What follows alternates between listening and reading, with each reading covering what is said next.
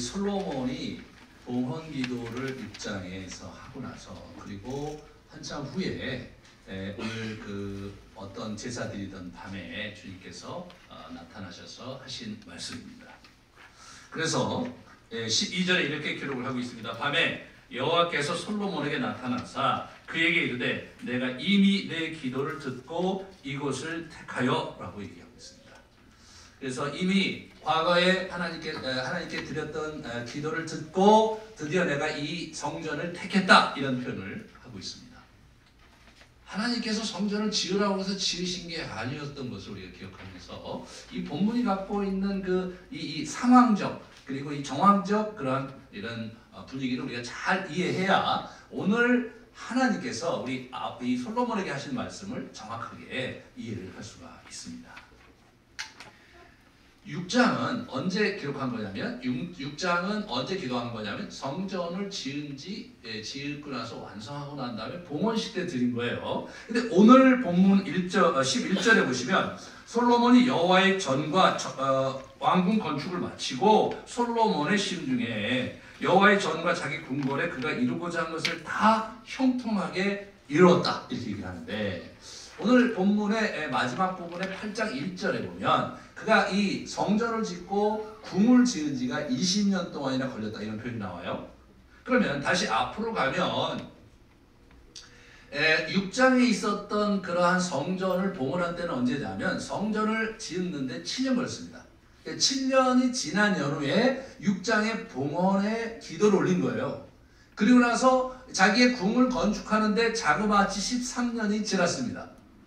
그런데 마치 이렇게 쭉 읽어 내려가다 보면 우리 하나님 앞에 우리 솔로몬이 봉헌 기도를 하면서 간절히 간구를 드렸는데 그리고 나서 얼마 있다가 한밤중에 나타나셔서 이분이 응답을 하신 것처럼 느껴져요. 이렇게 언뜻 보기에는. 그러나 연구를 해보면 그 간극이 13년입니다. 여러분. 13년인 거예요. 이것이 오늘 본문이 주는 긴장입니다. 성전을 건축했고 봉헌 예배를 드린 후에 아주 성대하게 수천 마리의 양을 이렇게 염소와 소를 바쳐서 거대하게 제물을 바쳤고 여호와의 영광이 구름 가운데 임하면서 성전 전체를 감쌌습니다. 그러나 그때 아무 말씀도 하지 않으셨던 우리 하나님께서 우리 솔로몬의 기도에 대해서 그런 하나님께서 13년 후에 나타나셔서 말씀하시는데 성경은 그것이 아무것도 아닌 것처럼 그냥 엊그저께 기도했는데 응답이 바로 온 것처럼 이게 묘사가 되고 있다는 사실이 너무나 참 놀라운 거죠.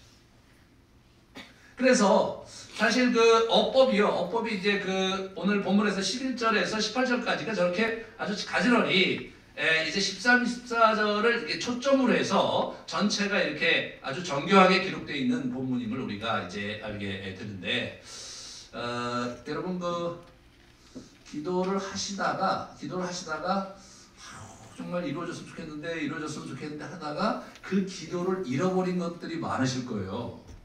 제가 볼 때 우리 솔로몬도 그랬을 것 같아요. 솔로몬도 자기 기도를 드리고 이렇게 이제 구름이 이제 이 밤에 산의 영광이 임했기 때문에 내 기도를 다 받으셨겠거니 생각하면서 아마 과거의 일로 잊어버리고 있었을 그런 쯤에 13년 만에 이분이 또 나타나셔서 이제 말씀하시는 거죠.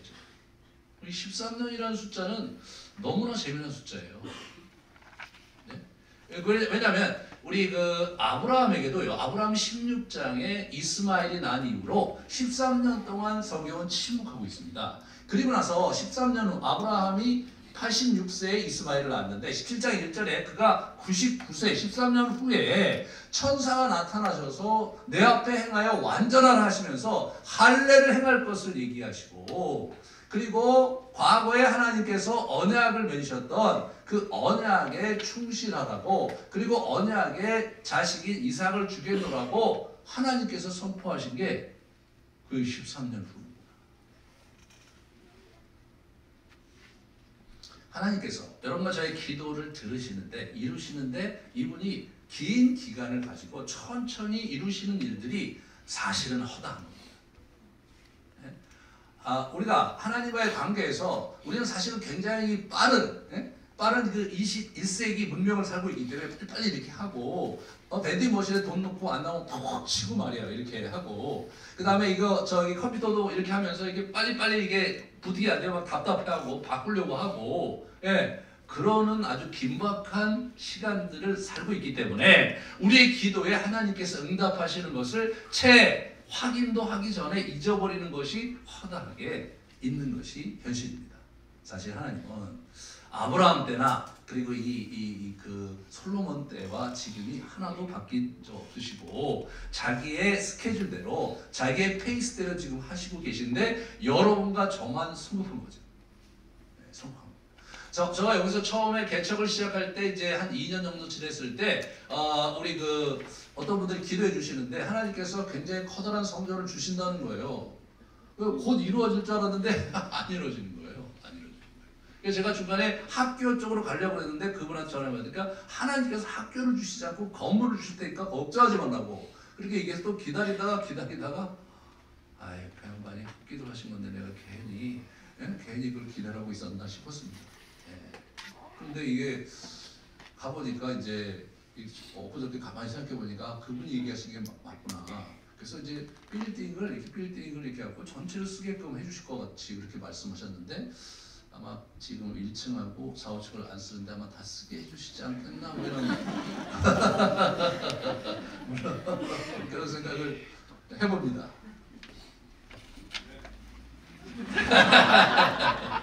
네, 감사합니다. 네, 아무튼 이제 저는 그런 생각을 하는 거예요. 그러니까 우리가 너무 빨리 하나님께서 들어주시지 않는다고 우리가 원하는 때 들어주시지 않는다고 우리가 때로 하나님을 채근하는 경향이 있는데 실제로 하나님이 그런 분이 아니라 좀 느리게 움직이시는 분이시다. 그런데 마치 어제 기도했던 것을 오늘 응답하시는 것처럼 성경에 기록하고 있는 것은 성경은 하나님의 응답 자체의 시간의 갭에 대해서 그렇게 크게 고려하지 않고 있다. 그 사실이 오늘날 저와 여러분에게 큰 답답증을 가져다 주고 있는 그런 거예요. 그래서 오늘 하나님께서 이제 우리에게 이제 이렇게 우리가 아니라 솔로몬에게 말씀을 하셨는데 내 기도를 듣고 이것을 택했다 이런 표현이 있습니다. 이미 내 기도를 듣고 이것을 택했다 이런 표현을 하고 있는데 실제로 하나님께서 성전을 지으라고 하신 적이 없었어요, 여러분. 사무엘하 우리 7장에 같이 보시면 이렇습니다. 7장에 우리 다윗이 하나님 자기의 궁을 짓고 하나님에서 백향목궁을 짓겠다고 나단 선지자에게 얘기했을 때 나단이 하나님의 계시를 받아서 얘기하는 게 이제 오늘 본문인데요. 같이 좀 보여주세요. 내가 너를 위하여 내가 살 집을 건축하겠느냐? 너 어떻게 그런 생각이냐? 내가 광야에서 오늘까지 한 500년 지났어요. 이제 출애굽까지 500년 지났거든요. 오늘까지 집에 살지 아니하고 장막과 성막 안에 다녔다. 그런데 내가 언제 너희 중에 어떤 지파에게 이르기를 너희가 어찌하여 나를 위하여 백향목 집을 건축하지 아니하였느냐고 말한 적이 있느냐? 이런 얘기 하시는 거예요. 어떻게 네가 그런 생각을 했냐? 그런 얘기를 하시는 겁니다. 사실 가만히 이제 구약 전체를 이렇게 쭉 묵상을 해보면요, 하나님은 오늘 본문에도 그렇지만 성전에 대해서 이렇게 연연을 하지 않으셨어요. 성전 건축은 사실 누구의 원함이냐? 인간의 원함입니다. 하나님은 굳이 건물을 그렇게 멋있게 짓지 않아도 될 뿐 아니라 거기서 사실은 하나님과 우리 하나님의 언약 백성과 깊은 관계, 사랑의 관계를 맺고 싶고 만나고 싶은 게 더 크시지 건물 자체에 연연하지 않으셨거든요. 막 헐어버리고 그러시잖아요. 그리고 예수님도 막 오셔서 성전 좀 헐어버려라. 내가 3일 만에 짓겠다. 그러면서 건물에 연연하지 않는데 건물에 연연하는 사람이 있을 뿐입니다. 그것이 사실은 상당히 주목해야 될 바입니다. 그래서 구약의 성전이 하나이기 때문에 그렇기 때문에 구약의 성전이 아주 하나님의 임재에 있기 때문에 중요하다. 그건 맞는데 그렇지만 물리적인 건축물 자체가 의미가 있었던 것은 아니다. 성전 전체에 물리적인 성전에 대해서 특별한 의미를 부여하고 있지 않아요. 자, 그러면 오늘 이 성전이 갖고 있는 의미에 대해서 계속해서 하나님께서 의미 부여를 하시는데, 그것은 뭐냐면 내가 내 귀를 너희에게, 내 눈을 들어 너희를 보고 내 귀를 너희에게 기울이겠다.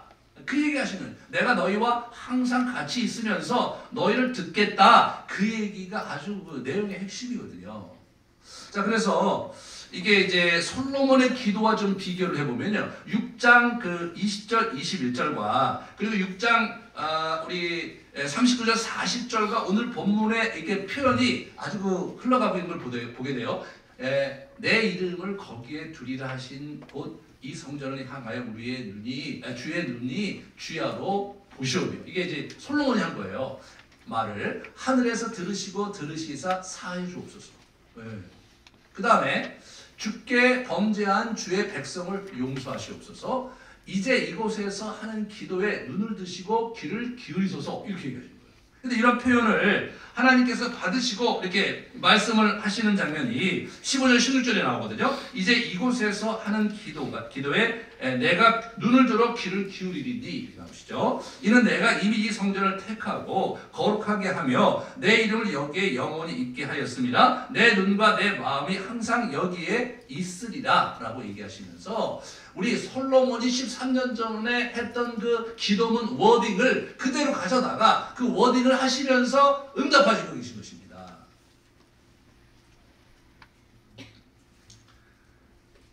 여기서 우리는 이 솔로몬의 간구에 응답하시는 그 여호와 하나님의 기도를 우리가 좀 응답을 귀담아 한번 잘 이렇게 보셔야 되겠습니다. 그래서 우리 그 오늘 본문 저 6장에 보면 7가지 간구 내용이 있거든요. 6장 20절 21절과 6장 39절 40절이 양괄이에요. 양괄로 이렇게 돼 있고 거기에 7개의 경우에 우리가 이렇게 하나님께 간구하고 또 이렇게 성전에 하나님께 기도하면 주께서 우리를 사하시고 또는 우리를 용서하시고 우리를 구원하시고 우리를 회복해달라는 그런 7가지 간구가 있어요. 첫 번째가 맹세. 우리가 이 성전에 대해서 맹세하면 우리의 죄를 사하여 주시고 우리에게 공의를 베풀어 달라고 얘기하는 거고요. 두 번째가 뭐냐면 전쟁에 패배했을 때 우리가 당신께 기도하면, 이 성전을 향해서 기도하면 우리를 회복해달라. 범죄로 인해서 기근이 왔을 때 그때 우리가 기도하면 우리를 구원을 베풀어달라. 전염병과 재해가 왔을 때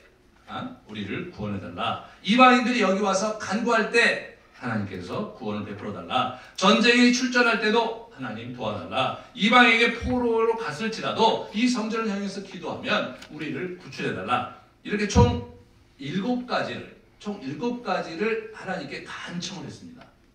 이 7가지 간청 내용을 하나님께 그대로 받으시면서 환난 중에 네가 기도하면 내가 고칠 것이다, 내가 회복할 것이다 라는 얘기를 하세요. 13절에 보시면 그 환난을 하나님께서는 3가지로 요약을 하세요. 내가 하늘을 닫고 비를 내리지 아니하리니, 기근이죠. 아니하거나. 두 번째, 메뚜기들에게 토산을 먹게 하거나. 그래서 이 메뚜기 재앙이죠. 그래서 자연재해가 올 때. 둘. 그 다음에 세 번째, 전염병이 내 백성 가운데 유행하거나. 이 전염병이 올 때. 이 3가지. 이 3가지를 상징적으로 말씀하신 거예요. 이 3가지가 너 이런 환란이 너에게 임했을 때 내 이름으로 일컫는 내 백성이 그들의 악한 길을 떠나 스스로 낮추고 기도하여 내 얼굴을 찾으면 내가 하늘에서 듣고 그들의 죄를 사하고 그들의 땅을 고칠지라. 이렇게 말씀을 하신 겁니다. 이게 놀라운 약속인 거예요. 여러분, 이 본문에서 지금 이 이야기, 다시 말해 이 성전 그 봉헌식 때 드렸던 기도에 대한 응답이 열왕기상 그 9장에도 나오거든요. 이 본문이 이 똑같은 내용이 나오는데 요게 없어요. 지금 읽었던 우리 본문의 요 지금 13절 14절 말씀은 거기에 없습니다. 다시 말해서 이게 지금 우리 에스라가 포로기 이후에 돌아오면서 이스라엘 재건 운동을 하면서 우리 솔로몬의 기도 운동을 일으키려고 지금 거기에 초점을 맞춰서 지금 이걸 지금 하고 있는 거거든요.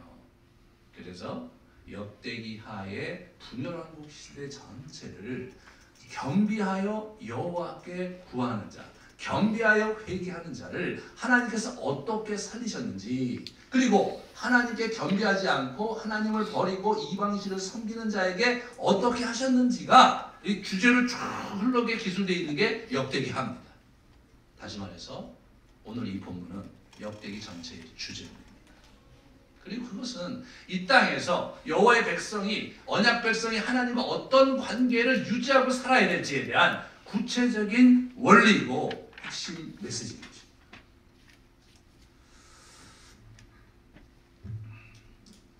그래서 내 이름으로 일컫는 내 백성이 라는 표현을 쓰는 거죠. 내 이름으로 불리워지는 내 백성인 것입니다. 그렇죠? 여러분, 그게 이스라엘 사람이 여호와의 백성으로 불리워지는 거거든요. 오늘날 여러분과 저는 어떻게 그리스도의 사람으로, 그리스도를 믿는 사람으로, 그래서 그리스도인으로 불려지는 겁니다. 이게 하나님의 이름으로 불리워진다는 것만큼 하나님 나라에서 영적인 의미에서 상당히 중요한 건 없는 거예요. 내가 누구냐에 있어서 내가 그리스도로 인한 구원을 쟁취한 그리스도의 사람이라는 이 정체성은 사실은 영원한 정체성인 것입니다. 이 땅에서 우리가 어떤 환난과 어떤 고난 속에서도 그리스도에게 도움을 요청하며 그분의 구원을 붙잡을 수 있는 보증수표와 같은 그러한 이름, 그것이 그리스도입니다. 여호와께서 얘기하시는 거예요. 내 이름으로 일컫는 내 백성이 악에서 돌이켜 회개하고 겸비하여 스스로 낮추고 기도하고, 그럴 때 하나님께서 역사하신다는 겁니다. 역사하시는 거예요. 여러분이 예수 그리스도로 이름하는 사람들이라면 여러분의 정체성이 그리스도를 믿고 그분에게 여러분의 영원한 생명을 의탁받은 그러한 사람들이라면, 여러분이 환난 가운데 여러분이 악에서 떠나 겸비하고 그리고 여호와께 구하면, 그다음에 그의 얼굴을 찾으면, 이런 표현을 쓰고 있어요. 그의 얼굴을 뵈면 여호와께서 그것을 듣고 그리고 용서하시고 사하실 것이다. 그리고 땅을 고칠 것이다. 그렇게 얘기하십니다. 놀라운 약속입니다.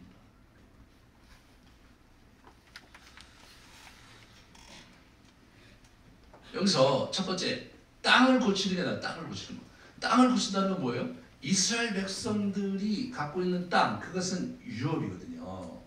그들의 삶의 지경에서 이루어지는 하나님 나라의 일들, 그것이 땅과 밀접한 관계가 있는 것이거든요. 그들의 삶의 현실이고, 그런 현실 속에서 하나님 나라의 소임을 맡아 행하고 있는 그 땅이 고쳐진다는 말입니다. 이 성경의 사상은 하나님을 믿는 백성이 하나님을 위해서 분연히 일어날 때 하나님은 그 땅의 소출을 풍성하게 하고 그 자가 담대하게 일어나 주의 일을 하는데 부족함이 없는 그런 축복을 풍성하게 부어주실 것이라는 사상이 구약 전체에 넘쳐납니다.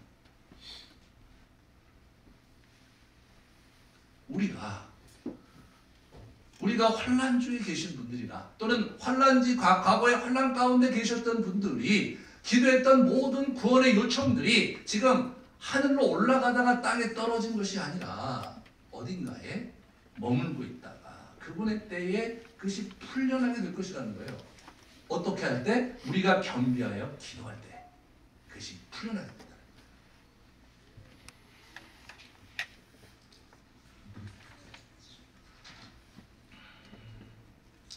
15절 16절에 이분이 굉장히 중요한 얘기를 합니다. 이제 이곳에 하는 기도에 내가 눈을 들고 귀를 기울이리니 이는 내가 이미 이 성전을 택하고 거룩하게 하여 내 이름으로 여기에 영원히 있게 하였습니다. 내 눈과 내 마음이 항상 여기에 있으리라. 내 이름을 여기에 영원히 두고 내 눈과 내 마음이 항상 여기에 있으리라. 하나님께서 성전을 생각하시는 그 포인트가 뭔지를 우리가 여기서 확인할 수가 있는 것입니다. 하나님은 우리를 보시고 우리에게 마음을 주시면서 여러분과 저의 마음이 순전하게 여호와 하나님께 나와 찬양하고 그분께 기도하고 그분께 예배를 드리며 하나님과 교제하고 하나님을 만나는 기쁨을 누리는 것을 보고 싶으신 거죠. 그분은 이곳에 와서 우리를 만나고 싶고 우리 외침을 듣고 싶고 우리 아픔과 강구를 듣고 싶고 그리고 하나님께서 우리 아버지 되신 그분께서 우리의 삶을 챙겨주시고 복 주시기 원하시는 것 그게 그분의 마음이고 그런 장소가 되는 곳 거기가 성전이거든요.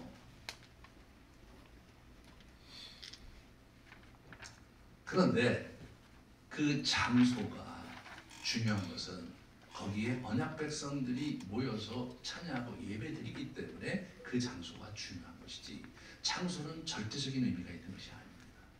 신약에 넘어오면서 그래서 계속해서 성전을 무너뜨리는 상황에서 그죠? 신전을 무너뜨리는 상황에서 계속해서 사도들이 얘기했던 것이 교회란 하나님을 믿는 백성들의 공동체가 교회다. 그래서 완전히 그 교회 공동체로 이렇게 완전히 이름이 이제 그 바뀌어서 성격이 바뀌어서 건물은 하나도 중요하지 않고 그리고 모임이 중요한 그래서 아예 집을 개조해서 집에서 예배드리고 동굴에 가서 예배드리고 심지어는 지하 뭡니까 우리 무덤에 가서 납골당에 가서 예배드리고 그런 일들이 로마 시대에 아주 비일비재하게 일어났습니다. 그 공간에 그것이 지하이건 우중충한 동굴이건 그리고 집을 개조한 그 약간 엉성한 곳이든 간에 거기서 여호와의 백성이 거기서 예수를 믿는 그리스도의 백성이 여호와를 찬양하고 여호와를 만나면서 자신의 마음을 하나님께 드릴 때 그분께서 자기의 영광을 보여주시고 자기의 임재를 보여주시면서 우리 인생에 허락된 축복을 부어주시는 그러한 도가 기독교입니다.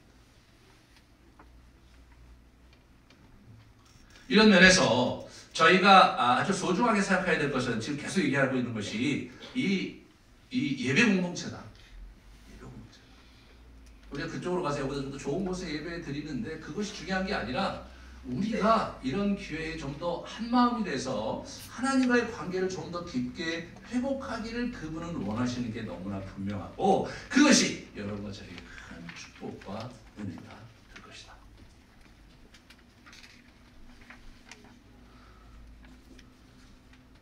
제가 계속해서 지난 말씀을 드리는 것은 우리가 이곳에 재건 공동체를 세워서 지금 새롭게 이렇게 일어서고 있는 중인데 여러분의 기도가 하늘 어디 창고에 묶여있는 기도들이 굉장히 많을 거라고 생각이 듭니다. 안타까웠을 시절에 드렸던 기도, 여러분의 마음이 무너졌을 때 드렸던 간구, 여러분의 현실의 장벽에 무너졌을 때 하나님께 올려드렸던 수많은 간구들이 하늘 창고에 여기저기 곳곳에 박혀있는 분들이 많을 텐데 주께서 그 창고의 문을 여시고 우리에게 부어주시기를 아주 간절히 저는 구하고 있는 거죠. 이번에 하나님께서 정말 우리에게 그러한 공동체로 발돋움하는 그러한 역사를 허락해 주실 것을 주일의 기도 때 무지무지 기도를 했고 내년도 올해도 계속해서 같이 기도하면서 그 길을 가는 겁니다.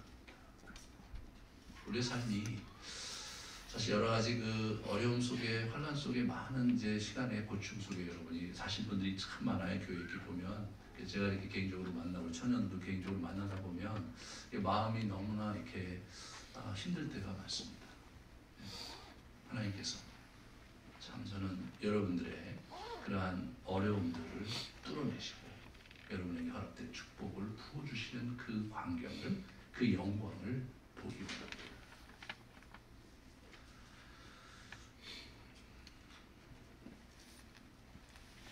17절 18절에 보면 왕위의 대를 이을 이게 왕위를 든든히 주시겠다는 약속을 하는 네가 만일 내 앞에 행하기를 내 아버지 다윗이 행한 것 같이 하여 내가 네게 명령한 모든 것을 행하여 내 율례와 법규를 지키면 내가 네 나라의 왕위를 견고하게 하되 전에 내가 네 아버지 다윗과 언약하기를 이스라엘 다스릴 자가 네게서 끊어지지 아니하리라 한 대로 하리라 이렇게 말씀합니다. 하나님의 그 약속은 조건적입니다. 왜? 언약관계이기 때문에 조건적이에요. 그렇기 때문에 너가 만약에 내 규례를 제대로 지키고 나를 떠나지 아니하면 다윗과 약속한 대로 너의 대대로 그 가문에 이어질 축복을 줄 것이다 이겁니다. 예? 여러분 이스라엘을 축복할 것에서 이런 얘기를 하고 있잖아요. 지금 내 가문의 영광을 내가 대대히 보존하고 지켜줄 것이다 그런 얘기를 하는 겁니다. 여러분 11절에 보면 이 사람은 성전을 지었고 그 다음에 궁을 만들었습니다. 완성을 했어요. 자기가 자기의 그 왕위를, 자기의 그 권자를 든든히 했죠. 궁을 제대로 짓고 성전을 지었으니까. 하지만 궁이 든든하고 성전이 휘황찬란하다고 해서 왕위가 지켜지는 것은 결코 아닙니다. 이들의 왕위와 이들의 대를 잇는 하나님 나라의 유업의 축복은 여호와 하나님께서 하늘에서 지켜주실 때 그것이 보존이 되는 것이죠.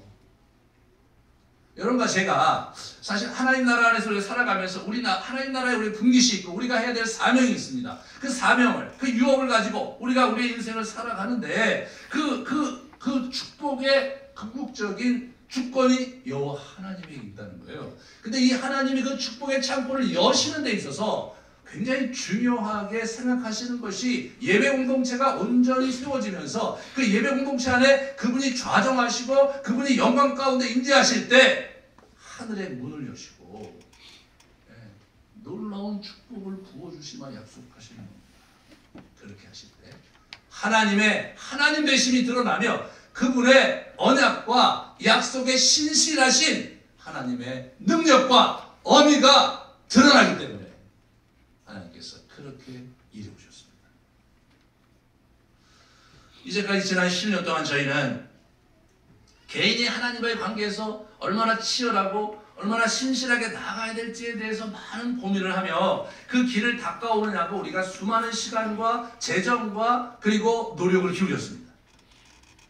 이제는 우리가 어떻게 공동체적으로 하나님의 영광과 그리고 하나님의 그러한 섭리와 은혜를 담보하면서 그분의 영광을 보는 공동체로 일어날 것인가를 앞으로 10년 동안 같이 힘쓰려고 합니다. 구약은 이방신을 섬기는 거지만 신약은 뭐예요?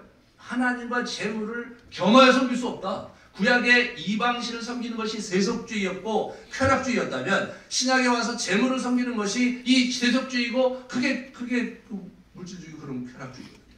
그거를 우리가 쫓아가게 되면 하나님을 저버리게 되는 것이고 그것은 언약관계를 저버리게 되므로 하나님께서 뭐라고 말씀하십니까? 오늘 19절 20절에 내가 그 땅에서 뿌리를 뽑고 내가 그 성전을 던져버리겠다. 그리고 수많은 사람의 조롱거리가 되게 하겠다. 그 말씀이 오늘 뒤에 나오는 19절, 20절, 21절, 22절입니다. 여러분 가만히 보세요. 한국 기독교는 재건돼야 합니다.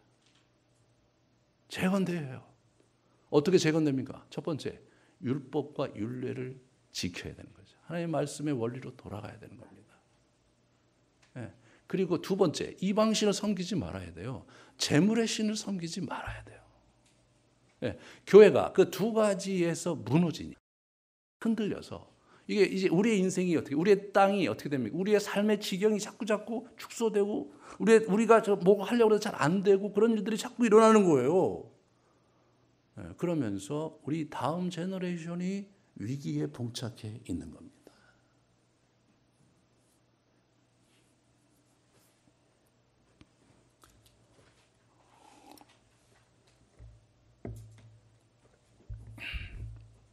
그러면 우리는 어떻게 할 것이냐? 그러면 우리는 어떻게 할 것이냐? 첫 번째, 각 개인이 하나님 앞에 하나님과 관계를 회복하고 하나님을 깊이 알아가는 삶을 자기가 살아내려고 노력하며 겸비하고 회개해야 되겠죠. 두 번째, 그러한 사람들이 모여서 하나님께서 원하시고 하나님께서 기뻐하시는 예배 공동체를 세워가는 것, 그것이 이 땅을 고치는 지름길이라고 성경은 말하고 있는 겁니다. 저희가 그 길을 가려고 하는 것입니다. 새로운 교회를 한번 해보려고 지난 10년 동안 그래도 나름대로 부족한 중에도 그래도 여기까지 왔고, 그리고 하나님께서 우리에게 은혜를 주셔서 이제 그래도 교회의 꼴을 가지고 그래도 그나마 우리 건물은 아니지만 거기서 예배를 드리게 됩니다. 저는 굉장히 감격스럽습니다. 여러분들의 소중한 헌금을 가지고 저희가 작년 초에 이렇게 작정을 해서 이제 헌금을 쭉쭉 한 그 돈을 가지고 이 근처로 이사하는 게 저희 꿈이었는데 10월 달쯤 돼서 제가 확인해 보니까 저희들이 갖고 있는 헌금의 양 갖고는 이 근처에 갈 수 있는 곳은 한 군데도 없었습니다. 그래서 그러면 교회를 뿜바이에서 두 개로 나눠서 하나는 저쪽으로 고양시로 가고 이렇게 할 것이냐 아니면 어떻게 할 것이냐를 고민을 많이 했어요. 예. 하나님께서 아름드리 교회를 이 정도 선에서 끝내게 하시는 것은 아닌가. 아무리 생각해도 그 돈을 보면서 마곡을 보면 이게 연결이 안 되니까요. 예.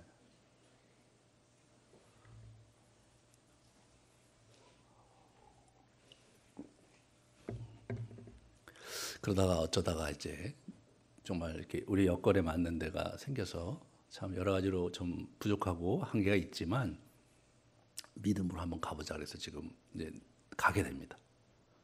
그런데 사실 제가 갖고 있는 긴장은 뭐냐면 가는 거는 가는데 여러분들이 참 헌금도 해주시고 또 수고도 해주시고 가는 건 가는 건데 몸만 가면 뭐하냐. 우리의 마음이 가고 하나님을 향한 소망이 같이 가야 되지 않냐. 좀 더 아이들을 데려가서 뭐 예배드리기도 좀 수월하고 공간이 좀 있어서 여유 있게 교제도 할 수 있고 예배도 드릴 수 있는 그런 공간으로 가는 그 정도의 이전이라면 사실은 그렇게 뭐 대단한 일은 아닙니다.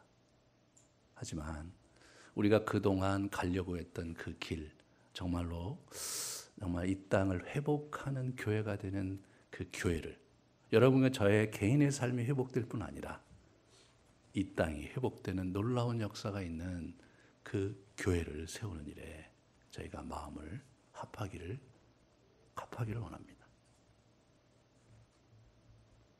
제가 작년 5월에 수련회 갔을 때 강화도에서 그런 설교를 했습니다. 제 평생의 소원 중에 하나가 내 인생을 드려도 아깝지 않고 내 시간과 내 재정을 드려도 하나도 아깝지 않은 그런 하나님을 위한 하나님이 사랑하시는 교회를 세울 수만 있다면 정말 너무너무 감격적이고 감사하겠다. 그것이 저의 20대부터의 꿈이었거든요. 아무리 주어도 아깝지 않은 교회를 세우고 싶다. 이제 저는 그 문턱을 들어선 것 아닌가 생각이 됩니다. 이제 시작이죠. 정말 하나님의 은혜가 있는 하나님의 영광을 보는 하나님께서 당신을 사랑하는 자에게 복을 주시고 회복시키시고 기회의 문을 여시고 그들을 통해서 이 땅을 바꾸시는 일을 볼 수 있는 그러한 교회, 그 교회가 아름드리 교회이기를 간절히 소망합니다. 여러분의 마음을 모아서 새롭게 출발하는 복된 여러분 되시기를 축원합니다. 우리 같이 우리 기도합시다.